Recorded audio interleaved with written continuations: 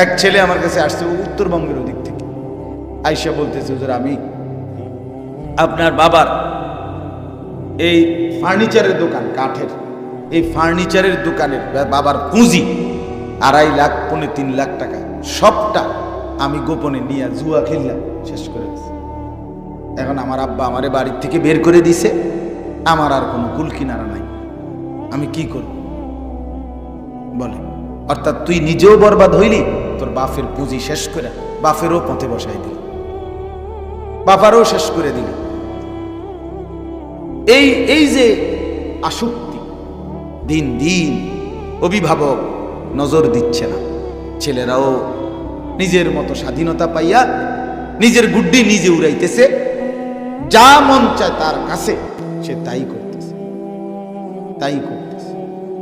এতে করে একদিন বিশ্বাস করে একদিন এমন জায়গায় গিয়ে থামবে, আর ফিরতে পারবে নদীর কিনারায় পৌঁছে গেলে, পিছলা খাইয়া পড়ে গেলে আর উঠতে পারবে না। আল্লাহ তাআলা আমাদেরকে বুঝ দান করে। এই যে কয়জন ছেলে মরছে ভাই, এটা বোঝা উচিত। আমি আমার কথা পরিষ্কার, আমি বলে গেলাম, একজন বুঝলে একজন, তুমি তোমারে নিয়ে ভাইব আসলে যেভাবে যে চলতেছ এটা সুন্দর কিনা, আসলে এটা বুদ্ধিমানের কাজ কিনা, এতটুকু যদি কারো ভাবনা না আসে তো তুমি তো প্রতিবন্ধী, তুমি তো পাগল, তুমি তো মাথা খারাপ, মানসিকভাবে ভারসাম্যহীন। তুমি যদি নিজের ভালোটাই না বুঝো যে আমি কি করছি, এটা আমার উচিত কিনা না অনুচিত, এর দূর কি মানুষ বোঝে না? এতটুকু বোঝে না। আজকে বড় আফসোসের ব্যাপার এটা। আমি নিজের কাছে মনে হয়, মানে মা আজকে সমাজ দেখলে মনে হয় যারা মা বাবা তারা মনে হয় যেন বাংলাদেশের মানুষ, আর ছেলে পেলে দেখলে মনে হয় ইউরোপিয়ান। চুল প্যান্ট, আপনি কথা বলার স্টাইল দেখলে মনে হয় যে এরা ইউরোপের কোন ছেলে, অথচ বাপ মা মুসলমান, কিন্তু চুল জন্তু জানোয়ারের মতো, কাফেরের মতো বেঈমানের, কোনো না কোনো বেঈমানের। এই যে তোমরা যারা চুল, এগুলো কোনো না কোনো বেঈমানের চুল, সরাসরি কোনো না কোনো কাফেরের চুল। তুমি তোমার পরিচয় প্রকাশ করলাম বেঈমানের মতো, যে আমি বেঈমানকেই পছন্দ করলাম। হয় ব্রাজিলের খেলোয়াড় হোক, আর্জেন্টিনার খেলোয়াড় হোক, সে কাফের না? কথা বলে না কেন? হিন্দি সিনেমার নায়ক হলে সে বেঈমান না? তো তাহলে তুমি তোমার চেহারা দিয়ে কি প্রমাণ করবে ভাইয়া বলো? তুমি যে মুসলমান না, এটা কি প্রমাণ হলো না? বলে দাড়িবিহীন একজন মুসলমান নিজেকে কি প্রমাণ করে? বলে আপনি কি বুঝাইছেন? আপনি নিজের পরিচয় আইডেন্টিফাই করেন, আপনি বলেন আপনার পরিচয়টা। 1450 বছর ধরে রাসূলুল্লাহ সাল্লাল্লাহু আলাইহি সাল্লাম, সাহাবায়ে কেরাম মুসলমানের চিহ্ন এমনটা বলছিলেন। তো যার ঘরে প্রত্যেক দিন রঙিন টেলিভিশন চলে, যেই ঘরগুলোতে প্রতিদিন, এই ঘর মুসলমানের ঘর হয় কিভাবে? এই ঘরওয়ালারা মুসলমানের ঘর কিভাবে, যেখানে প্রতিদিন সমান তালে নাচ গান নর্তকীর ছবি, জিনা ব্যভিচারের দৃশ্য, বউ বাচ্চা নাতি পুতি সহ একসাথে দেখে। আহা, মুসলমান এত অসভ্য কেমনে হয়? এত নিকৃষ্ট কিভাবে হয় বলে? এত লজ্জাহীন বেশরম কেমনে হয়? আপন ঘরে, নিজ ঘরে নারী নাচে, ফুর্তি করে, জিনা ব্যভিচারের দৃশ্য নাটক সিনেমায় দেখাইতেছে, এগুলো তার বউ বাচ্চা দেখতেছে, এই বেড়া সংসার করে। হে মুসলমান, আহা, আস্তাগফিরুল্লাহ, আস্তাগফিরুল্লাহ। এভাবে আমাদের ব্যর্থতা, আমরার পরাজয়। আমরা মানুষ, সন্তান, স্ত্রী সন্তানের দিন নিয়ে কোনো ফিকির নাই, সবাই ব্যস্ত। আমরা বাড়ি ঘর, দালান, খাট, সোফা, ফার্নিচার, বাজার, গোস্ত মাছ, কোলারে বিদেশ পাঠাও, মাইয়ারে বালাসাইয়া বিয়া দাও, খালাস, এই নিয়ে ব্যস্ততা। আখিরাত কোথায়? নামাজ কোথায়? সেজদা কোথায়? বলেন বন্দিগি কোথায়? বন্দিগি কোথায়? আমার ছেলেটার নামাজের ফিকির কে করবে? আমার মেয়েটার পর্দার ফিকির কে করবে? আমার স্ত্রীর বেপর্দা, তারে দিন দিকে ফিরাবে কে? বলে আরেক দেশের মানুষ আইসা। তো তাইলে আজকে আমরা কারো প্রতি মনে হয় যেন কারো কোনো দয়া মায়া নেই, আন্তরিকতা বলতেই নাই। সবাই যাও যার মতো, যে যেমনি ইচ্ছা চলতেছে, যে যেমনি ইচ্ছা। আল্লাহ আমাদেরকে বুঝ দান করে। বুঝা দরকার, নিজের ভালো বুঝেন। বাবাদেরকেও বলি, বুঝেন না কইয়া বইয়া থাকলে হইতো না। আপনি সবই বুঝেন, আপনি দুনিয়ার সব বুঝেন। যে কোনো মুসলমান যত মূর্খই হোক, এবারটা দলিল বোঝে, বেডইত বোঝে, বেডিত বোঝে, কোনটা ভাত, কোনটা মাছ, কোনটা চাল, কোনটা গোশত উনি চেনে না। তো উনি বোঝে নাকি? বোঝে নাকি? কেমনে হাসে, কেমনে কান্দে উনি বোঝে না? সুখ কিভাবে, দুঃখ কিভাবে উনি বোঝে না? মানুষ কারে কয়, জানোয়ার কারে কয় উনি বোঝে না? চরিত্রবান কাকে বলে, চরিত্রহীন কাকে বলে এটা বোঝে না? ছেলেটা মানুষ হইল না জানোয়ার হইল, এটা মানুষে বুঝি বোঝে না। এটা না বুঝার কি আছে? তো কত সময় দেখি রোডে, কত অ্যাক্সিডেন্ট হয়, সিএনজি অ্যাক্সিডেন্ট হয়, গাড়ি অ্যাক্সিডেন্ট হয়, কত লাশ দেখছি আমি জীবনে, রক্তাক্ত লাশ পড়ে আছে। কিন্তু কোনো মানুষের হাতে সময় নাই, পাশ কাইটা কাইটা সাইডে দিয়ে দিয়ে মানুষ জায়গা, কেউ থাইমে যাওয়ার মতো সময় কারো হাতে নাই। জ্যাম বাজ্যা গেছে অ্যাক্সিডেন্টের কারণে, সমস্ত মানুষ পিছনের চিৎকার চেঁচামেচি হই হুল্লুর হইলে একটা কথা লইয়াই, শুধু জ্যামটা ছাড়া, মানে রাস্তাটা পুলিশ ক্লিয়ার করে দেন আগে। তাহলে ওই যে সে শুনছে 3টা মানুষ মরে গেছে, মরলে মরছে বেটা, রাস্তা কি করে দাও ক্লিয়ার, আমার সময় নেই। এই স্বার্থপরের নাম হলো দুনিয়া, এই স্বার্থপরের নাম। যে বাপ মারা গেছে সকালে, যার জানাজা হয়েছে মনে করেন জোহরের পরে, এবার বউ বাচ্চা জিফুত যদিও কাঁদছে অনেকক্ষণ, কিন্তু এরাই এই আজকেই রাইতে এরা ঠিকই ভাত খাবে। ভাত খাবে না? পাশের ঘরের মানুষে আইনা ভাত, তরকারি, গোস্ত, মাছ রাইন্দা আনবে, ওনারা ঠিকই খানা খাবে। তো ওই যে দুপুরে কাঁদল, কাঁদছে আর কি। এই কারণে 3 দিন উপাস থাকবে না, দুনিয়া ভুলে যায় মানুষ। এজন্য দুনিয়া নিয়ে যার ব্যস্ততা, যে শুধু দুনিয়া সাজাইছেন, আপনি আফসোস করবেন। চাচারা আফসোস করবেন, অনেক চাচারা, মাশাআল্লাহ অনেক মুরব্বী দেখতেছি, এজন্য বললাম। অনেকেই আপনারা মনে করেন যে মোটামুটি ছেলেগুলো বিদেশ পাঠাই দিচ্ছেন, মাইয়া বিয়া দিয়া লাইছেন, জাগা জমিও কদ্দুর কিনা দিছেন, অতএব আপনার আর কোনো কাজ নাই। আপনার কাম হলে এখন শুধু বইয়া বইয়া বিড়ি খাওন, চা দোকানে গপ মারন, আর এই খিচ্ছা বইয়া থাকে না, এই শুধু শুধু গপ মারে, গিবত, পরের বদনাম, ঠিক না কথাটা? অথবা কিছু কথা কইতারে না, শরীরে বল নাই, তো এমনি দুম ধরে বইয়া রয়েছে। মানে ওনার হাতে কোনো কাজ নাই, কাজ তো সারছেই। পোলা বিদেশ পাঠানোর কথা এগুলো তো পাঠাইছে, বিয়া শাদী করানোর কথা, বিয়া দিছে, বিয়া করাইছে, সাচ্ছে তো আর কাম তো নাই। ওটা কিতা করতো? ওটা মরেও না, আবার কামও নাই।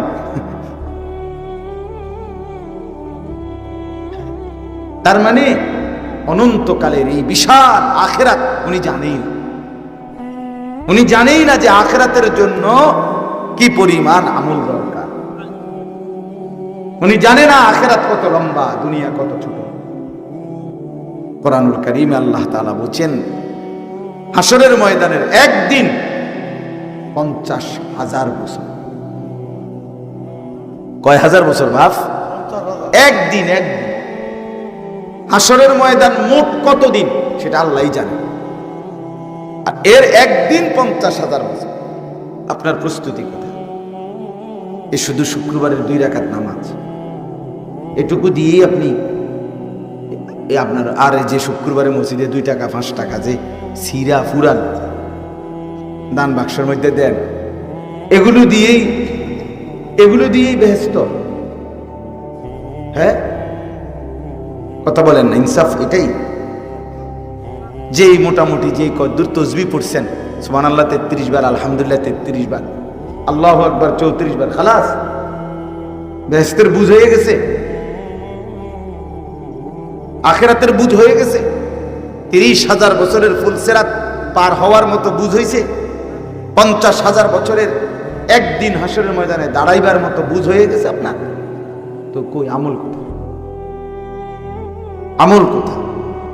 আবার যেটা করেন, যে দূর করছেন, একে তো আমলের কমতি অনেক সামান্য, আর যে দূর করছেন এটার মধ্যে শুদ্ধ কদ্দুর, ভুল কদ্দুর। আমার কথা বোঝেন নাই? ভুল কদ্দুর। সুবহানাল্লাহ, সুবহানাল্লাহ, সুবহানাল্লাহ, সুবহানাল্লাহ, আলহামদুলিল্লাহ, আলহামদুলিল্লাহ। আপনি দিয়ে 1 মিনিটের মধ্যে 100 দানা ফেরালাম বলেন না। আপনি যে 30 মিনিটে তারাবি শেষ, কি তারাবি? 20 রাকাত তারাবি পড়লেন, সূরা তারাবি আপনার সূরা, এটা কি কোরআন শরীফ না? কথা কয় না কেন? সূরা তারাবি কি কোরআন শরীফ নিডি?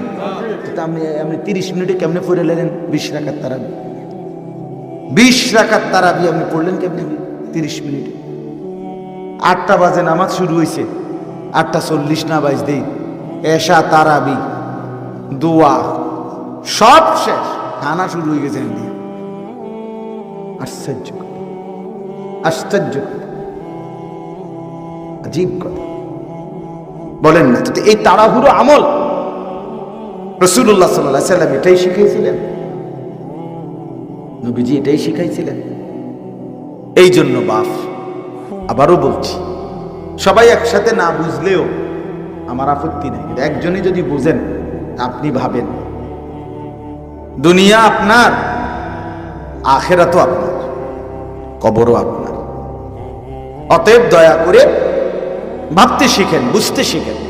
আমি বুড়া মানুষ, আমি প্রতিদিন কই, আমি গ্রামের মানুষ, আমার শিক্ষা দীক্ষা নাই।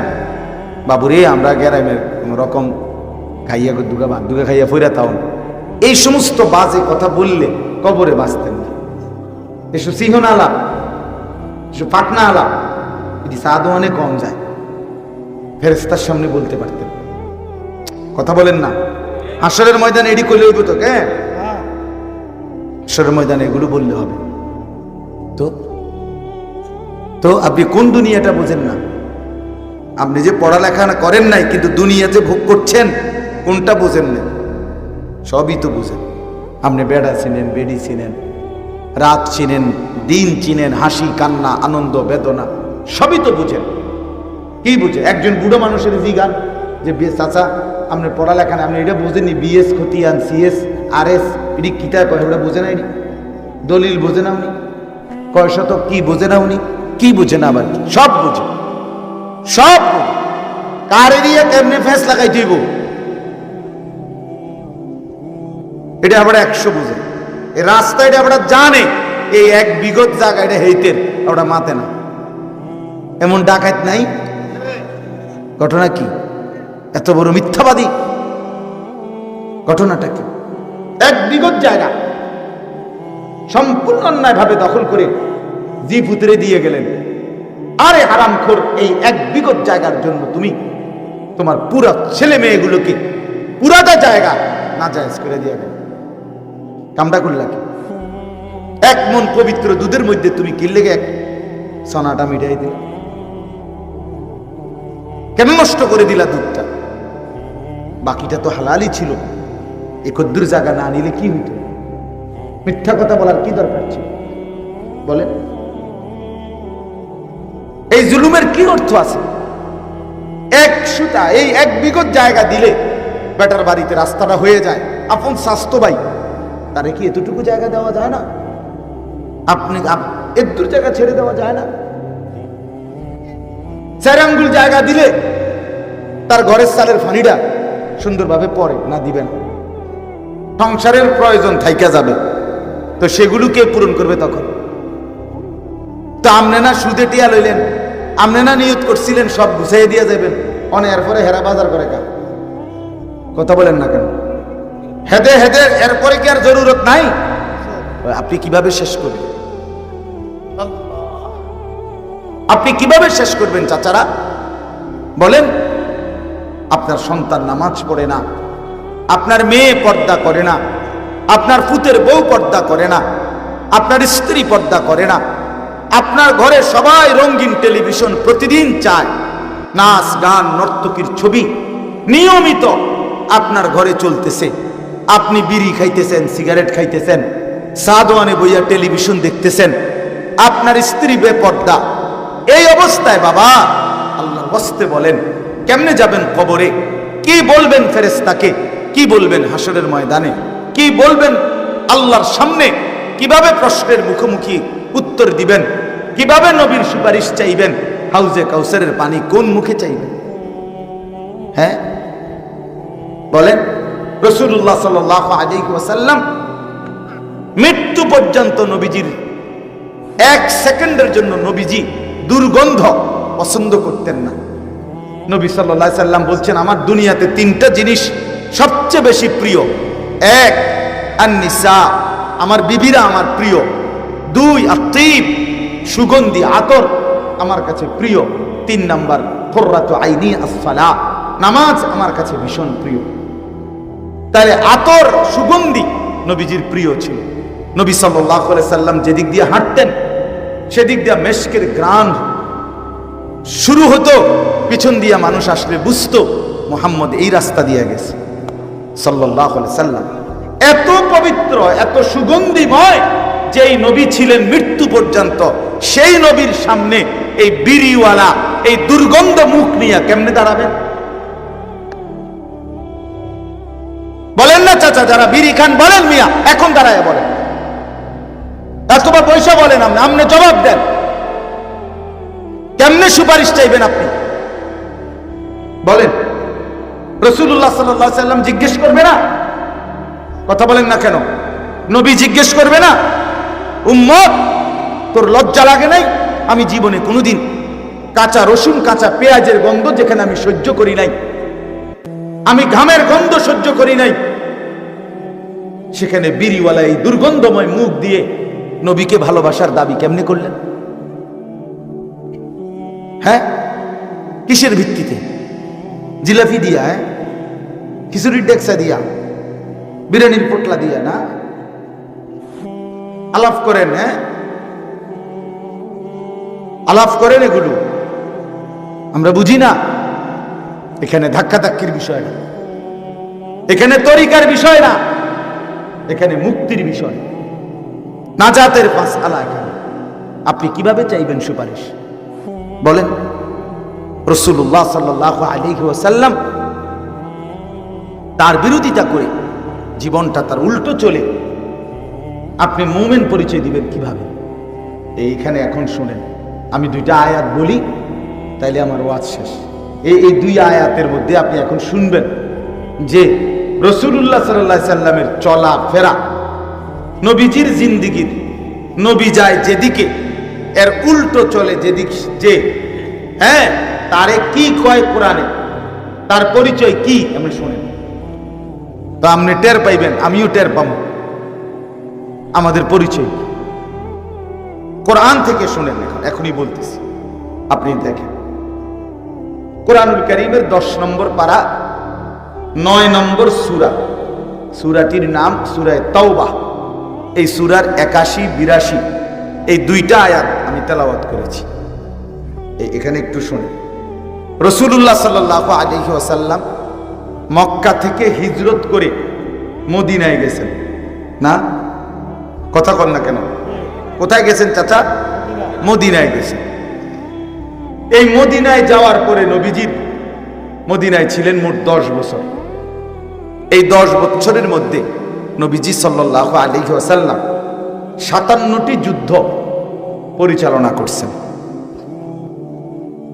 57টি যুদ্ধ, তন্মধ্যে 27টি যুদ্ধে সরাসরি নবীজি নিজে অংশগ্রহণ করছেন, আর 30টি যুদ্ধে সাহাবায়ে কেরামকে তিনি পাঠাইছেন যুদ্ধের জন্য। তাহলে 30 আর 27 কত হলো? 57। এই 57টি যুদ্ধ, 27টি যুদ্ধ নবীজি সাল্লাল্লাহু আলাইহি সাল্লাম তিনি সরাসরি অংশগ্রহণ করছেন। আচ্ছা, হায়াতে ছিলেন, যুদ্ধ করছেন মোট 10 বছরের ভিতরে 10ম বছর তো ইন্তেকালই করছেন, তাইলে 9 বছর। তো 9 বছরে যদি 1 বছরে 2টা যুদ্ধ হয়, তাইলে তো হয় 9 দুগুণে 18। আর 1 বছরে যদি 3টা যুদ্ধ হয়, তাহলে হয় 3 নং 27। তাহলে বছরে যদি 3টা যুদ্ধই করছে, তো উম্মতের বাকি কাজ, দ্বীনের বাকি কাজ কখন করছে? কথা বুঝছেন না? কোরআনুল কারীমের যত আয়াত ওয়াহী নাজিল হয়েছে, তো নবীজি একা উনার উপরে নাজিল হয়েছে না আরো লগে 2-4 জন সহযোগী ছিল? তাহলে এই পুরা কোরআনও গ্রহণ করছে এই সময়। 5 ওয়াক্ত নামাজের ইমামতি নবীজির জামানায় নবীজি করতেন না অন্য কোন সাহাবী করতেন? নবীজি সাল্লাল্লাহু আলাইহি সাল্লাম নিজে করতেন। কথা বুঝছেন? ইমামতিও তিনিই করতেন।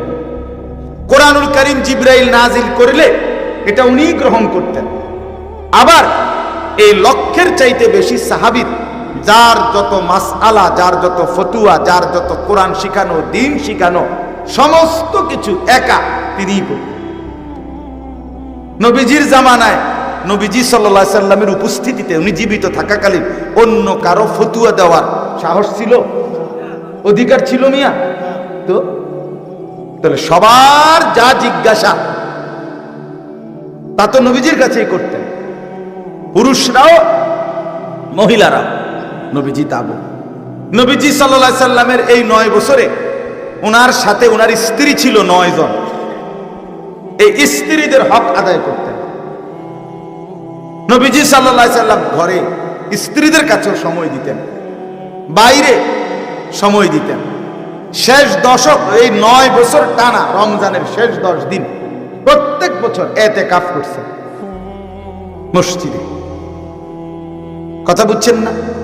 আচ্ছা, তাহলে ভেবে দেখেন চাচা, ভাইয়া, এইটুকু সময় কি পরিমাণ ব্যস্ততম সময় আল্লাহর নবী সাল্লাল্লাহু আলাইহি সাল্লাম কাটাইছে। অবসর কই, বিশ্রাম কই, সারা রাত। আম্মা জান আয়েশা রাদিয়াল্লাহু তাআলা আনহা বলেন, সারা দিনের এই পরিশ্রমের পরেও নবীজি সাল্লাল্লাহু আলাইহি সাল্লাম রাত্রিবেলা তাহাজ্জুদের নামাজে সারা রাত দাঁড়িয়ে থাকতেন। হাত্তা তাওয়াররামাত কাদামাহু। আম্মা জান আয়েশা রাদিয়াল্লাহু তাআলা আনহা বলেন, আমি বহু রাত দেখছি লম্বা সময় দাঁড়াইতে দাঁড়াইতে, কাঁদতে কাঁদতে নবীজি সাল্লাল্লাহু আলাইহি সাল্লামের 2 পা মোবারক ফুলে ফুলে গেছে, ফুলে গেছে। তাইলে এখন আসেন, এই নবীজি সাল্লাল্লাহু আলাইহি সাল্লাম সরাসরি যুদ্ধে অংশগ্রহণ করছেন কয়টা? 27টা। হ্যাঁ, মানে প্রতি বছরে কয়টা? 3টা। গড়ে ধরলাম আর কি, কম বেশ তো আছে, কোনো বছরে বেশি কোনো বছরে কম, আমি একটা গড় কইলাম আর কি। 27টি। এই 27টা যুদ্ধের মধ্যে শেষ নবীজির যেই যুদ্ধটা তিনি সরাসরি অংশগ্রহণ করেছেন, ওই যুদ্ধটার নাম ছিল তাবুকের যুদ্ধ। কি যুদ্ধ? তাবুকের যুদ্ধ। 9ম হিজরিতে, ইন্তেকালের 2 বছর পূর্বে। এটাই ছিল নবীজি সাল্লাল্লাহু আলাইহি সাল্লামের জীবনের শেষ যুদ্ধ। মানে উনি সরাসরি অংশগ্রহণ করছেন এই যুদ্ধে। এই তাবুকের যুদ্ধ নবীজি সাল্লাল্লাহু আলাইহি সাল্লাম মদিনায় সাহাবীদের মধ্যে ঘোষণা দিয়েছেন, তাবুকের যুদ্ধে যাবে। সাহাবীদেরকে বলছেন প্রস্তুতি নিতে। তাবুক কোথায়? মদিনা থেকে প্রায় 800 কিলোমিটার দূরে, তার চাইতে বেশি এক দূরত্বে অবস্থিত একটি জায়গার নাম হলো তাবুক।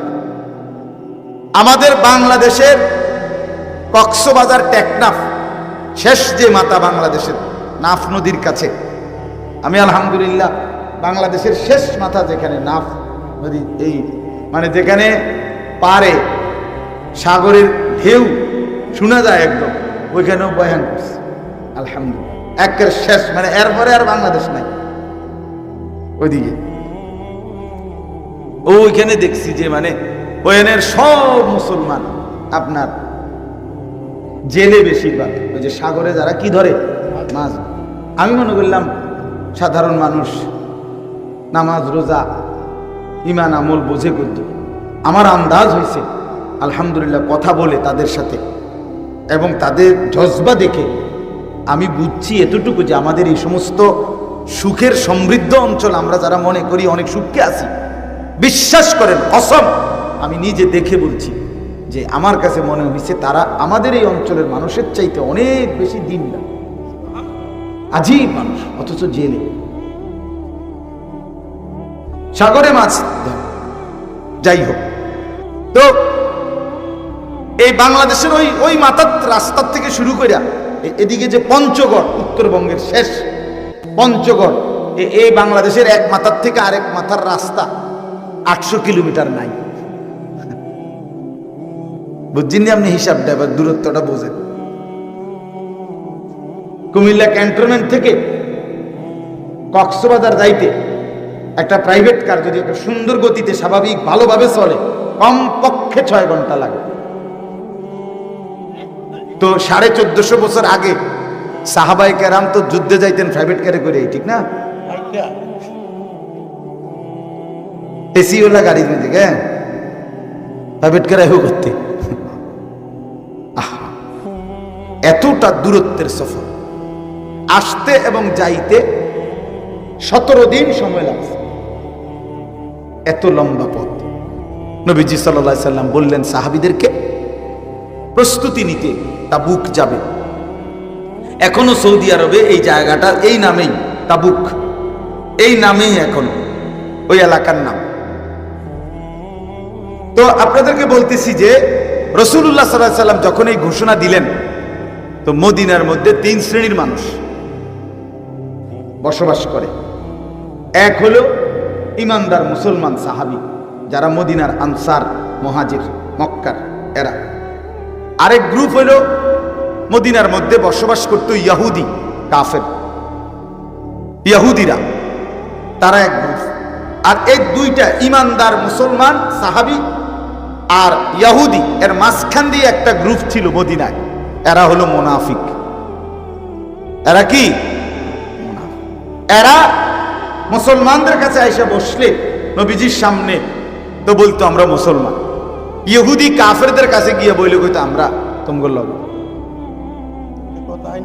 হ্যাঁ, কথা বুঝছেন নি? বল আমরা মাহফিল হইলে সুবহানাল্লাহ, আর যখন গান শুরু হয়, ও করছে কি রে,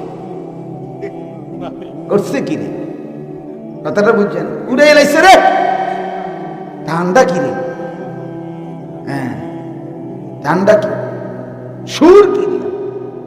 আমার একবার একজনে কইছে, হুজুর সুর কি টানছে, হুজুরে টানছে,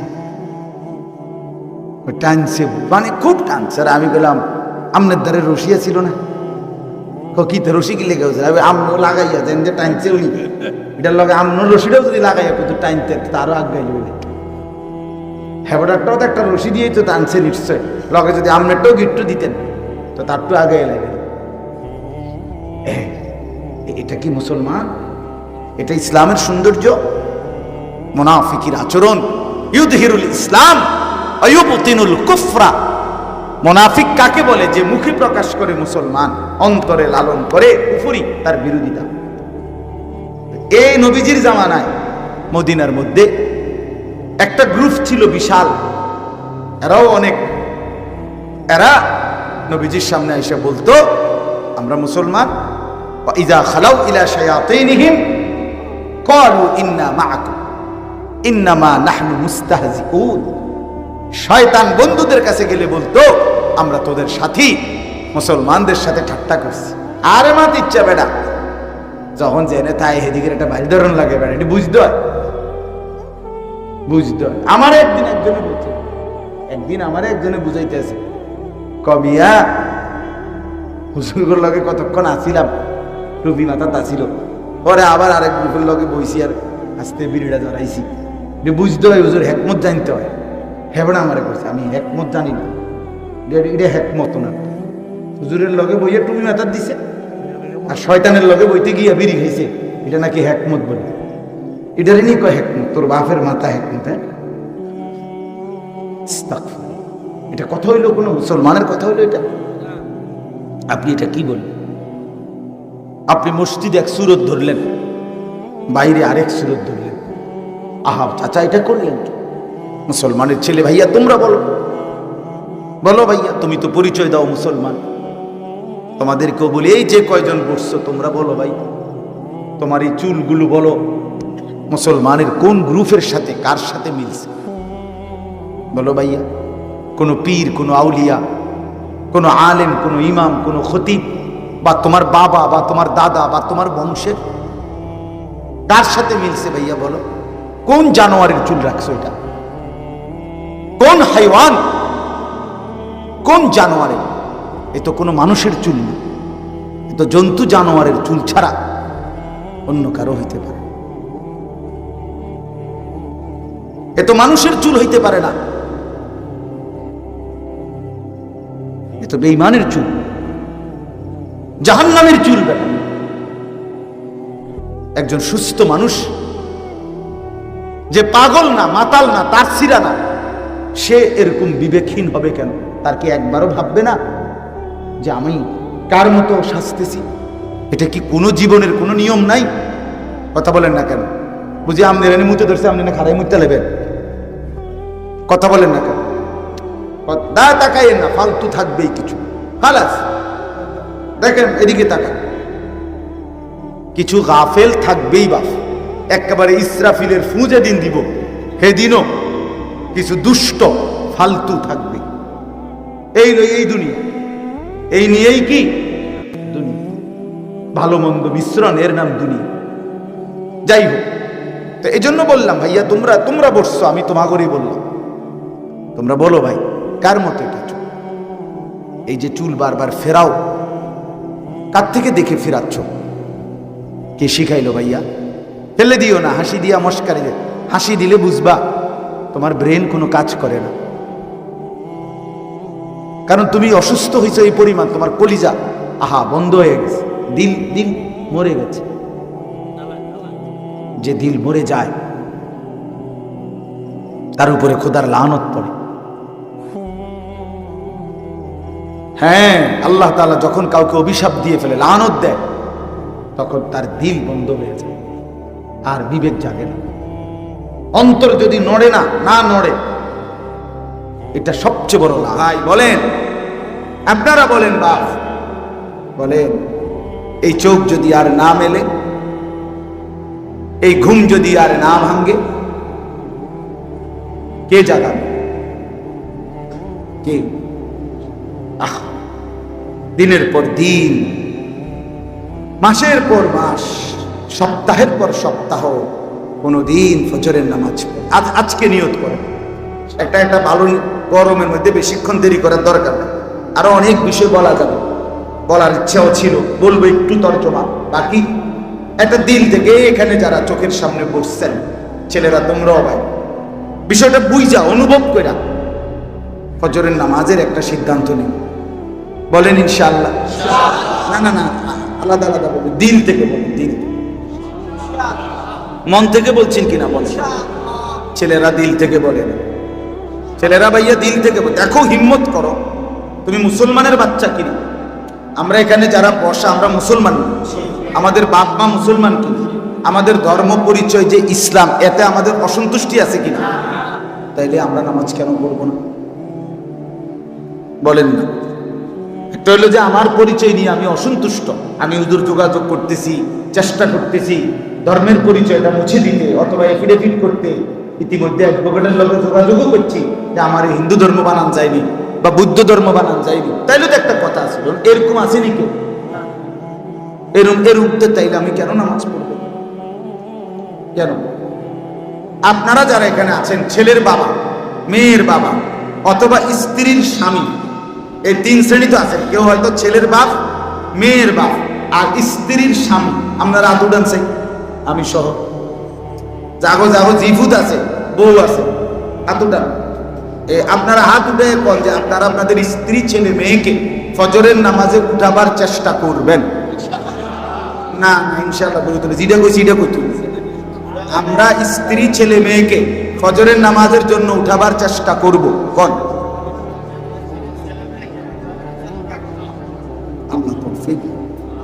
এটা একবারে হাসির বিষয় না, ঠিক না? চেষ্টা করে দেখেন। ইদা আইকাযার রাজুলু আহলা ওয়া সাল্লা বিহিম জামিআন কুতিবা ফিদ যাকিরিন আল্লাহ কাসীরান ওয়াদ যাকিরাত। সুবহানাল্লাহ। নবীজি বলেন যে এই পুরুষ তার স্ত্রী সন্তানকে ফজরের নামাজের জন্য জাগিয়ে দেয়, আইকাদা, জাগিয়ে দেয়, ওয়াসাল্লা বিহিম জামিআন, সকলকে নিয়ে নামাজ পড়ে, মহিলারা ঘরে, পুরুষ জামাতে। আলহামদুলিল্লাহ, আমার ঘরে বাসায় আমার স্ত্রী, আমার মেয়ে আর আমার ছোট ছেলে থাকে, আর বড় ছেলেটা মাদ্রাসায় থাকে। তা আমি আমার ছোট ছেলেকে নিয়ে মসজিদে যাই, বিবি মেয়েকে নিয়ে নামাজ পড়ে, এই তো সকলকে নিয়ে ফজরের নামাজ পড়ে। আল্লাহ রাসূল সাল্লাল্লাহু আলাইহি ওয়াসাল্লাম বলেন এই ফ্যামিলির সকলকে আল্লাহ তাআলা বেশি বেশি জিকিরকারী পুরুষ এবং নারীদের অন্তর্ভুক্ত করে দিবেন। আচ্ছা, যদি কারো নাম বেশি বেশি জিকিরকারী পুরুষ এবং নারীদের রেজিস্টার খাতায় ওঠে, তার পুরস্কার কি? ওয়াদ্দাকিরিনাল্লাহা কাসীরান ওয়াদ্দাকিরাত আ'আদ্দাল্লাহু লাহুম মাগফিরাতান ওয়া আজরান আযীমা। আর কি লাগবে? রব্বুল আলামিন বলেন বেশি বেশি আল্লাহ তাআলার জিকিরকারী পুরুষ এবং নারী আমি আল্লাহ ফয়সালা দিলাম, আমি আল্লাহ তাদের জন্য আমার মাগফিরাত দিয়েই দিলাম। ওয়া আজরান আযীমা, আর সর্বোত্তম বিনিময়ে জান্নাত লিখে দিলাম। আর কি লাগবে? আর কি লাগবে বলেন? আর কি হওয়া উচিত ছিল? আপনার বউ বাচ্চা আপনাকে আল্লাহ মাফ করে দিবে, আর আপনি আমি ফ্যামিলির সদস্যদেরকে জান্নাতে দিয়ে দেবে। কি মজাটা হবে! আল্লাহ কোরআনে বলেন হাসরের ময়দানে আল্লাহ যেই স্বামী স্ত্রী নেককার ছিল, আল্লাহ তাআলা সরাসরি ডাক দিয়ে বলবেন উদখুলুল জান্নাতা আনতুম ওয়া আজওয়াজুকুম তুহবারুন। সুবহানাল্লাহ। আল্লাহ বলবেন বান্দা তুমি তোমার স্ত্রীকে সাথে নিয়ে হাসতে হাসতে জান্নাতে ঢোকো। গলাগলি করে, হাত ধরাধরি করে নামায় পড়ো, ঢোকো। আনতুম ওয়া আজওয়াজুকুম, স্বামী স্ত্রী দুজনে জান্নাতে ঢোকো। কি মজাটা হবে! হ্যাঁ, জান্নাতে গিয়েছে তার বিবিকে হারাবে, সে জান্নাতের 70,000 হুর পাক না, তো সেই বিবির কথা কি মনে পড়বে না? মনটা কি তখন কষ্টে ভরে যাবে না? হায় আমার দুনিয়ার হায়াতের সেই সঙ্গিনী, সে আজ জাহান্নামে। যে স্ত্রী জাহান্নামে যাবে, জান্নাতে যাবে, স্বামীটা জাহান্নামী হবে, সে কি মনে পড়বে না স্বামীর কথা? হাদিসে তো স্পষ্ট আছে, আসলে জান্নাতের মধ্যে জান্নাতের হুর আর দুনিয়ার নারী যারা জান্নাতি, তার মধ্যে মধুর বিতর্ক হবে, শেরে শেরে, কবিতায় কবিতা। এটা হাদিস আছে। ওরা মানে তর্ক করবে কে উত্তম, জান্নাতের হুরেরা উত্তম নাকি দুনিয়ার নারী যে জান্নাতি হয়েছে সে উত্তম। শেষ পর্যন্ত প্রমাণিত হবে দুনিয়ার যেই নারী জান্নাতি হয়েছে সে কোটি কোটি হুরের চাইতে লক্ষ কোটি গুণ বেশি উত্তম।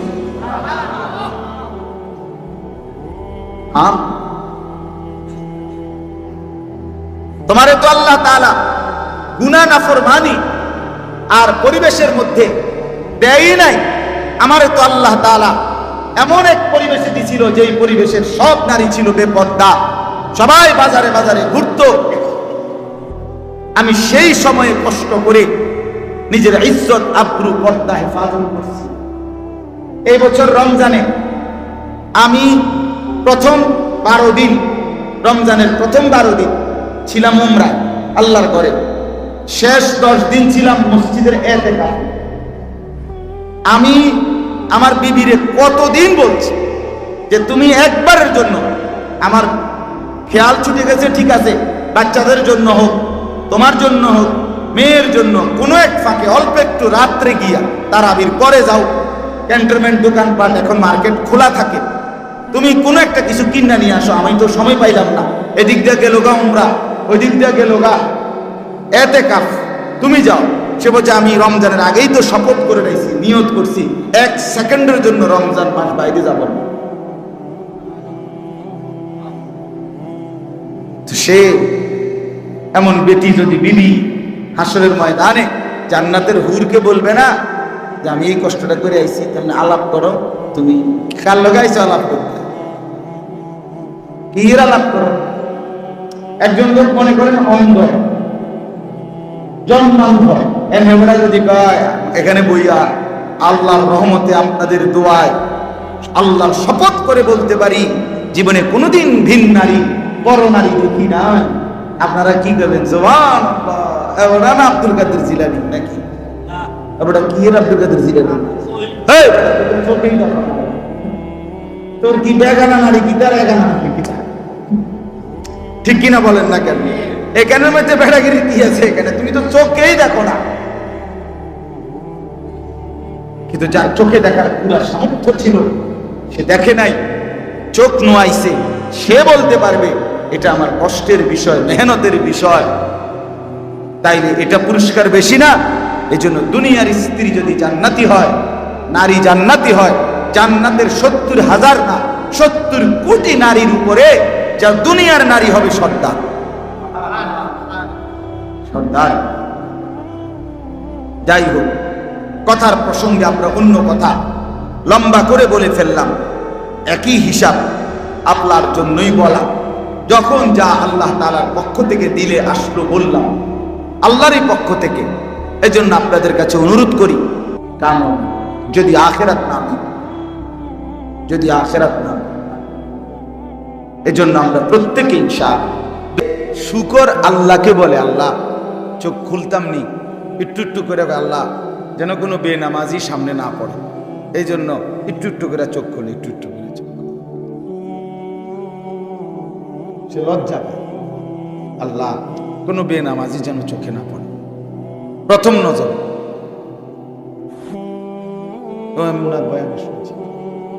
কতটা নিকৃষ্ট বেনামাজি চিন্তা করে দেখেন। সে মনে করে ভাত দুগা খায়, মোবাইল একটা টিপে, মানুষের মাইয়া দেখলে, বেডিয়ে দেখলে টিটকারি মারে, বা কি একটা মজা আছে। বেওকুফ, এটা কোনো মজা হইল বেটা?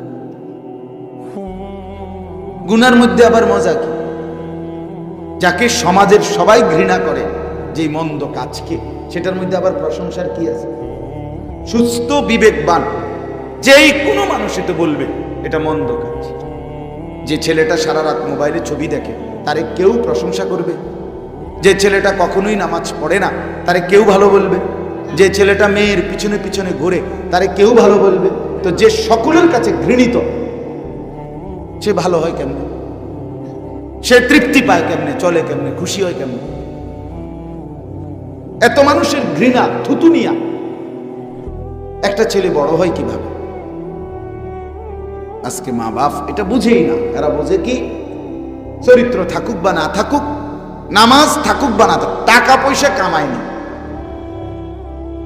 গোগার টাকা যদি ফুটে কামায় খালাস, দেশে থাকতে হোক আর বিদেশ থাকতে হোক, টেহা ইনকাম করছে না, আর কোনো চাওয়া পাওয়া নাই, হাতে টাকা দিতে আছে, টাকা কামাইতেছে, মাইয়াগা কোন রকমে পয়সাওয়ালা, মানে মোটামুটি সংসারটা খাইয়া পড়া চালাইতারে এমন একজন বেডইতের কাছে বিয়ে দিতে আসছে, আর কোনো চিন্তা নাই। এবারে জামাইয়ের চরিত্র থাকুক বা না থাকুক, জির চরিত্র থাকুক বা না থাকুক, এটা দেখার বিষয় না। খাইয়া দাইয়া বালা আসেন, বুঝেন নাই কথাটা? খাইয়া দাইয়া যদি বালা, আলহামদুলিল্লাহ বালা, আল্লাহর রহমতে বালা আছে, আমগো দোয়ায় এবার জি বালা, বুঝছেন না? হিসাব মানে খানা, দুনিয়া, ভাত মাছ চাল ডাল, টাকা পয়সা, এইটাকেই আজকে মানুষ শেষ ভালো মন্দের মাপকাঠি বানায় নিছে। ভালো আছে খানা দানায়, ভালো নাই খানা দানায়, অর্থাৎ টাকা পয়সা কামাই করে না, ভালো নাই। কি অবস্থা? যারা ফুলাগার কি না লাইনে নাই, কিন্তু না সারে না পয়সা ইনকাম, টাকা হিসাব, টাকা হিসাব, এই হলো হিসাব। এটাই বুঝি কথা, এটাই বুঝি মুসলমান। আল্লাহ তাআলা কোরআন, এই এত বড় কোরআন 30 পারা নাজিল করলেন এই জন্য। রাসূলুল্লাহ সাল্লাল্লাহু আলাইহি ওয়াসাল্লামের 23 বছরের মেহনত এই জন্যই, এই খামখেয়ালির জন্য। মা বোনদেরকেও বলি, মায়েরা আপনারাও ভাবতে শেখেন। মা, একটা গুরুত্বপূর্ণ কথা মনে রাখবেন, রাসূলুল্লাহ সাল্লাল্লাহু আলাইহি ওয়াসাল্লাম বলেন, প্রত্যেক ঘরের মহিলা, সরাসরি নবী বলছে, একেবারে মুত্তাফাক আলাই হাদিস, বুখারী মুসলিমের হাদিস, নবী সাল্লাল্লাহু আলাইহি ওয়াসাল্লাম বলেন, ওয়াল মারআতু রাঈয়াতুন ফি বাইতি যাওজিহা ওয়া ওয়ালাদি, প্রত্যেক ঘরের স্ত্রী, নারী, ওই ঘরে তার স্বামীর ঘর, ঘরের আসবাবপত্র এগুলো, এবং ওই ঘরের স্বামীর যে সন্তান, তার ছেলে মেয়ে, এগুলো এদের জিম্মাদার। মাও জিম্মাদার, স্ত্রীও জিম্মাদার। ওয়াহিয়া মাসউলাতুন আনহুম, নবী সাল্লাল্লাহু আলাইহি ওয়াসাল্লাম বলেন, এই নারীকেও কিয়ামতের ময়দানে তার ঘরে এই তার বাচ্চা কাচ্চাদের ব্যাপারে, ছেলে মেয়েদের ব্যাপারে হাসরের ময়দানে জিজ্ঞেস করা হবে। তোমার হাতে নষ্ট হয়ে গেল কেমন ছিল, তুমি মা বেঁচে থাকতে। এই যদি জন্মের সময় মা হারাইতো তাহলে একটা ভিন্ন ব্যাখ্যা হইতো, তাও তো অভিভাবক ছিল, কিন্তু তুমি মা বেঁচে থাকতো। আপনারা একটা জিনিস ভাবেন তো, মনে করেন একটা বাচ্চা 2 বছরের আগ টাইম থেকেই কথা বলা শুরু করে, এটা বুঝেন তো সবাই নাকি? আপনারা দেখছেন না বাচ্চা কথা বলে? তো বাচ্চাকে মানুষ কথা বলে 2 বছর থেকে, ধরেন তো এই 2 বছর বয়সে নিয়ে স্কুলে ভর্তি করায়, মাদ্রাসায় ভর্তি করায়নি, কয় বছরে করায়? সর্বোচ্চ 6, ধরেন 5-6 বছর, এর আগে তো না, 6-7 বছর। আচ্ছা 6 বছরে আমি ধরলাম, তাহলে 6 বছর বয়সে কোথাও ভর্তি করা, কিন্তু বাচ্চাটা কথা বলতেছে তো 2 বছর বয়সে, তাহলে 2 বছর থেকে নিয়ে 6 বছর, এই মাঝখানের এই 4 বছর এই বাচ্চাটা কথা বলে না? কথা কন না কেন? তাহলে এই 4টা বছর তারে কথাবার্তা চলাফেরা শিখাইবার কি কারো দায়িত্ব নাই? এই সেটা মা, সেই দায়িত্বটা মার। এই 6 বছরে যদি কেউ তার বাচ্চাকে কোনো কিছু নাই শিখাইলো, তো এই 4 বছর আগের থেকে ফোলাটা কথা কয় কেন? বাচ্চাটা কথা বলে কেন? তাই বলে কথার কথা। আমার 2.5 বছরের বাচ্চা মেয়ে, সে তো আলহামদুলিল্লাহ কলেমা পড়তে পারে, লা ইলাহা ইল্লাল্লাহ বলতে পারে, আউযু বিল্লাহি মিনাশ শাইতানির রাজিম এটা কইতে পারে, বিসমিল্লাহির রহমানির রহিম এটা বলতে পারে, ভাইঙ্গা ভাইঙ্গা কয় আর একটু একটু করে কয়। এটা তো তার ঘরে ওই বাচ্চার মা, আমার বিবি, তার বোন, মানে আমার বড় মেয়ে, তো তারা একটু একটু করে শিখাইতেছে। তাহলে এদের দায়িত্ব নাই? তো মারা দায়িত্ব পালন করে কই? মারা জিন্দিগি বানায় নিছে, তাদের সাজগোজ, গহনা অলংকার, নিজের শরীরের কাপড় চোপড়, এইটা যথাসম্ভব বাজার মার্কেট থেকে কিনা, আর বাকি টাইম রান্না বান্নার অতিরিক্ত তারা নাটক, সিনেমা, টেলিভিশনের সামনে কিংবা নিজ মোবাইলে এই টিপতে থাকা, এ খালাস। এই জিন্দিগি সন্তানকে গড়বে কে? ছেলেটাকে কে গড়বে? মেয়েটাকে কে জীবন সাজিয়ে দিবে? আরবি ভাষায় প্রবাদ আছে, হিদুনুল উম্মাহাত মাদ্রাসাতুল বানাত, মায়ের কোল সন্তানের পাঠশালা, সন্তানের বিদ্যালয়। মায়ের কোলে বাচ্চা দিন শিখে, মায়ের কোলে বাচ্চা আল্লাহ চিনে, মায়ের কোলেই বাচ্চা আখিরাত চিনে। আজকে এই বাঁধন ছাড়া হয়ে যাওয়ার কারণে 16 বছরের মুসলমানের ছেলে একটা সূরা শুদ্ধ বলতে পারে না, আহারে ব্যর্থতা। ওহ, এত সুন্দর মুসলমানের বাচ্চা 14 বছর, 16 বছর, 18 বছর আল্লাহর কোরআনের একটা সূরা শুদ্ধ করে পড়তে পারে। এর চাইতে বড় ব্যর্থতা, আমাদের লজ্জা, লাঞ্ছনা আর কি হইতে পারে? কি হইতে পারে বলেন? এর চাইতে বড় আফসোস, পরাজয় আর কি? এই জন্য ভাইয়া, ধীরে ধীরে আমি তো প্রায় বলি রে বাপ, ইনসাফের দৃষ্টিতে যদি কেউ ব্যাখ্যা করে, তাহলে হালাত, ফিলিস্তিন সারা জীবন নির্যাতিত হবে, রোহিঙ্গা সারা জীবন নির্যাতিত হবে, আর আমরা সারা জীবন এই আরামে থাকমু, এটার কি নিশ্চয়তা? হ্যাঁ, আমরা সবাই জোনায়েদ বাগদাদি নাকি? আমরা বেডিত সব রাবেয়া বসরি না? তো ফিলিস্তিন আজীবন নির্যাতিত হবে মুসলমান, আপনি আজীবন সুখেই থাকবেন, কার থেকে পাইলেন এই নিশ্চয়তা? বলেন, এখনকার ছেলেরা যেই হারে বেনামাজি, এরা যেই হারে মোবাইল টিপতেছে, এরা নিজেদের মুসিবত নিজেরা টাইনে আনতেছে না? নিজেদের বিপদ নিজেরা। বেটা তোমাদের তুম করে বলি, বেটা তোমাকে বাপ দাদার চোখের পানি, আগের মুরব্বীদের কান্নার বরকতে আজকে হয়তো তোমরা এই পর্যন্ত ভালো আছো, কিন্তু তোমাকে এই অব্যাহত যদি তোমরা যদি এই অবস্থায় এক ওয়াক্ত নামাজ পড়তে মন না চায়, সারাদিন মোবাইলে নারী ছবি নাচ গান আর আড্ডা দিতে মন চায়, তো তোমাদের পরবর্তী 50 বছর পরের জেনারেশন, তাদের তো তোমরাই হবা দাদা, তোমরাই হবা বাবা, তো তারা কি পাবে তখন? বলেন, আপনি একটা হিসাব মিলান। বাংলাদেশের স্বাধীনতার বয়স কি 200 বছর, 100 বছর? তো 50-এর চাইতে একটু বেশি হয়েছে। তাহলে একটা দেশ স্বাধীন রাষ্ট্রে মাত্র অর্ধ শতাব্দী, 50 বছর যাইতে না যাইতেই যদি প্রজন্মের এই নতুন জেনারেশনের এত অধপতন, আগামী 50 বছর পরে, হ্যাঁ, আগামী 30 বছর পরে কোথায় দাঁড়াবে গিয়া? এরা এই যারা এক ওয়াক্ত নামাজ পড়ে না, এরা এদের ছেলে মেয়ে কেমনে পড়বে? যারা সারাক্ষণ মোবাইলে নারীর নাচ গান ছবি দেখে, এ তার সন্তান বাঁচাবে কিভাবে? কথা বলেন। আজ হোক কাল হোক এই ছেলেরাই তো বিয়ে করবে ইনশাআল্লাহ, আল্লাহ হায়াত দিলে এদের সন্তান হবে আল্লাহ চাইলে। তো তখন কি হবে? জীবন মানে শুধু ফুর্তি? জীবন মানে, জিন্দিগি মানে কি শুধু ফুর্তির নাম? জীবন মানে শুধু নাচানাচি? জীবন মানে শুধু কক্সবাজার? আল্লাহ আমাদেরকে বুঝ দান করে।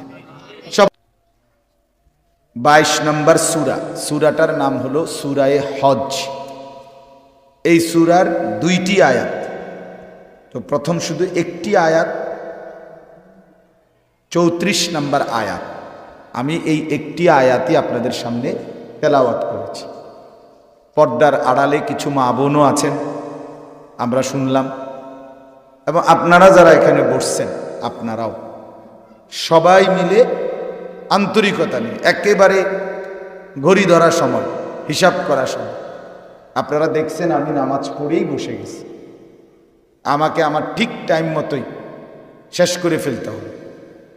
আমি এর ভিতরে মাইক ডিস্টার্ব না কি হয়েছে ওটা আমার দেখার বিষয়, কারণ স্বাভাবিকভাবেই বাফ হিসাব করেই চললে না চললে কাজের মিল পাওয়া যায় না। আল্লাহ তাআলা আমাদেরকে তৌফিক দান করেন। মূলত এই সূরাটার নাম হলো সূরায়ে হজ। এই মুহূর্তে হজ্জের মৌসুম, এখন হজের মাস। কোরআনুল কারীমের মধ্যে আছে, আল্লাহ তাআলা ইরশাদ করেছেন, আল হাজ্জু আশহুরুম মা'লুমাত, হজ হয়ে থাকে নির্ধারিত কয়েকটি মাসে। এই নির্ধারিত মাস বলতে নবী সাল্লাল্লাহু আলাইহি ওয়াসাল্লাম নিজে ব্যাখ্যা করে বুঝাই দিয়েছেন যে নির্ধারিত মাস হলো 3টা, শাওয়াল, জিলকদ, জিলহজ। মানে রমজানের পরপরই 3 মাস। রমজান মাস যখন শেষ হয়, ঈদের চাঁদ উঠে, এই যেই চাঁদটা উঠে এটারই শাওয়ালের চাঁদ কয়, এটাই থেকেই শুরু হয়ে যায় হজ্জের সিজন।